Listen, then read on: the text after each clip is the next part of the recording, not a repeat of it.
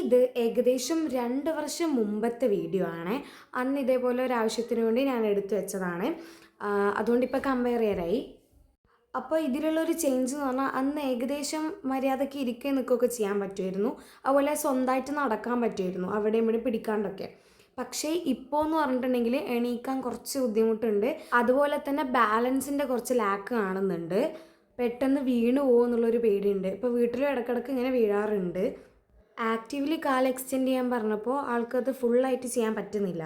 അപ്പോൾ ഞാൻ പാസീവ്ലി അതൊന്ന് ഫുൾ എക്സ്റ്റൻഷനിലാക്കിയിട്ടുണ്ട്. നല്ല സ്റ്റിഫ്നെസ് ഉണ്ട് നീ ജോയിൻറ്റിൽ. അപ്പോൾ എവിടെ എന്ത് വർക്കൗട്ട് കൊടുക്കണം എന്നുള്ള സജഷൻസൊക്കെ കമൻറ്റ് ബോക്സിൽ വന്നോട്ടെ. പതിയെ ഒക്കെ സെറ്റാക്കി കൊണ്ടുവരണം. ഇപ്പോഴേ ആൾ കംപ്ലയിൻസ് ഒക്കെ തുടങ്ങിയിട്ടുണ്ട്. അപ്പോൾ ബാക്കി നാളെ വീഡിയോയിൽ കാണാം കേട്ടോ.